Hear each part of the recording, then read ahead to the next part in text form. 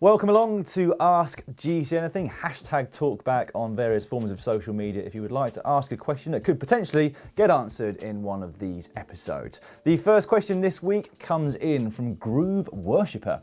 He asks, or she, how can I train for hills if there are none? Training for 375-mile road race with 3 1,500-metre climbs. Well, that is going to be an epic ride, 375 miles. Wow.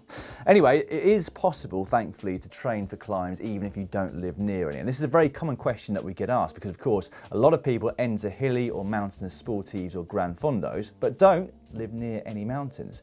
The key to this then is to find roads local to you which have very few junctions, not much traffic, and basically allow you to keep the power going through the pedals consistently for 15 minutes plus. This is going to help mimic what you would experience on a climb, where of course there is no place to hide, and if you stop pedaling, you come to a stop and start going backwards.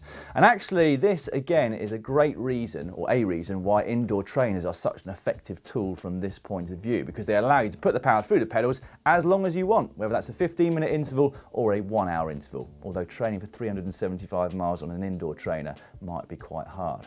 Anyway, as you might expect, we have got a video on this very subject. Many moons ago, myself and Tom Last did a video entitled How to Train for Mountains When You Don't Live Near Any, and it's right here. When you start doing your sweet spot intervals, try and find roads with little or no interruptions, and by that I mean traffic or junctions. Our next question came in from Rob Smallman. I see that your brakes are routed moto style. I route mine that way as well. Is that rare in the pro peloton? Well, yes, it is very rare in the pro peloton, but here at GCN I think all the presenters have right brake front, which is the same of course as you mentioned on motorbikes. Reason being that all bikes here in the UK are sold to the general public with the brakes that way around, and I presume every other country in the world where they drive and ride on the left hand side of the road it's exactly the same.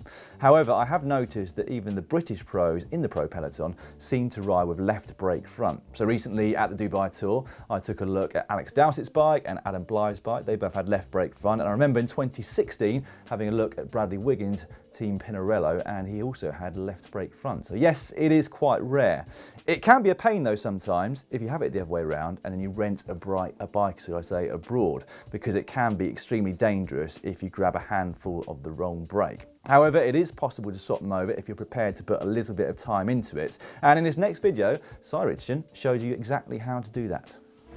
To start with, we need to remove both the front and back inner cables. So to do that, it's simply a case of undoing the cable cinch bolt down at the caliper and removing the cable end cap if need be.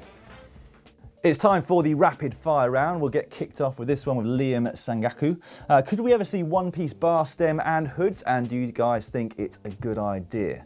I personally think it's probably some way off because of course the hoods are generally integral to the shifters and brake levers, which are different across SRAM, Campagnola and Shimano. I guess with electronic gears becoming more popular, it could be possible to just put the gears on the side of the integrated hoods, but you'd then need brake levers. And of course, with hydraulic disc brakes coming in, that's going to be extra complicated.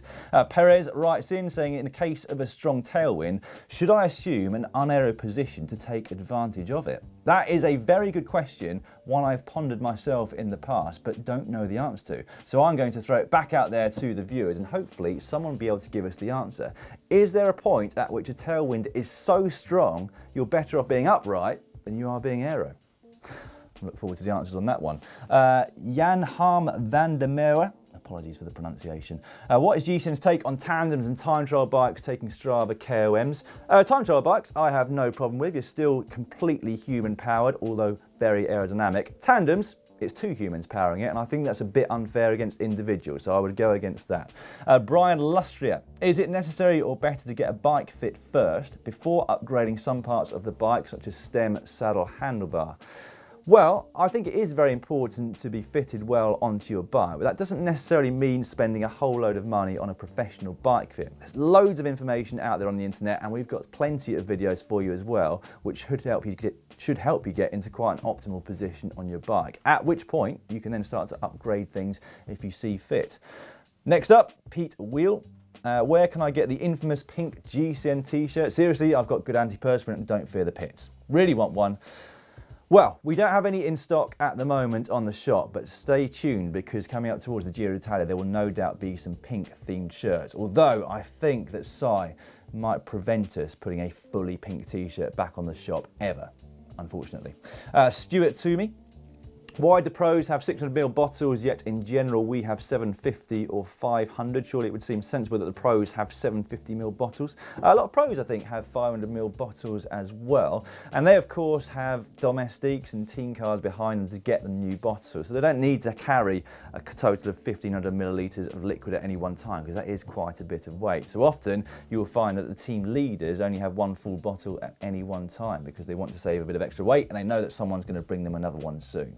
Cosmit asks, why don't pro cyclist jerseys have the rider's name on them? Would help with rider recognition since some kits are very similar. Some teams do, and other teams have in the past. Remember, Sky used to have the riders' surnames down the side here, which did make them very easy to pick out. It is a good idea, and I do think more teams should have that. And Tom Kite asks, sunglasses over or under helmet straps? I think it's over for safety should a crash occur. Discuss. Well, I won't discuss it at length because this is the rapid fire round, but over is the way to go, and it's the fashion police really that will tell you that.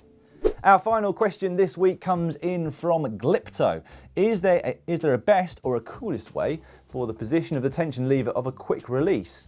Well, since I'm not very cool, I'm probably not the best person to ask this question, but yes, I do have my own personal preferences.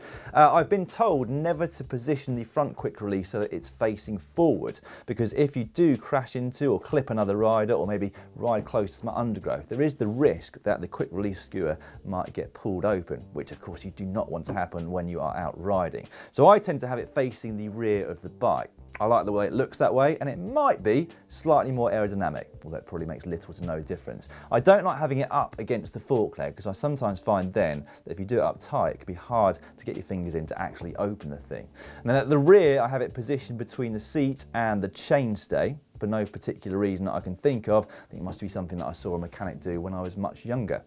Anyway, this next video goes into some detail about how to use and adjust quick release levers. We got some stick for this at the time from more experienced cyclists, but we all had to start somewhere and we all had to learn the basics at some point. So hopefully this one will help some of you out there today.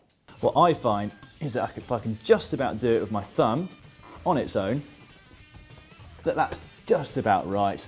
It's not going to rattle loose whilst I'm riding.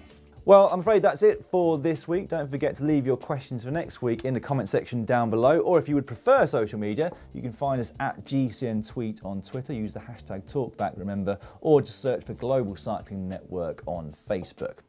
Make sure you subscribe to the channel by clicking on the globe, and we've got two more fairly relevant videos coming up for you now. The first question was about a 375-mile road race, so if you're someone that's looking to train for ultra endurance rides, you can find our recent video on that in the top corner just up there.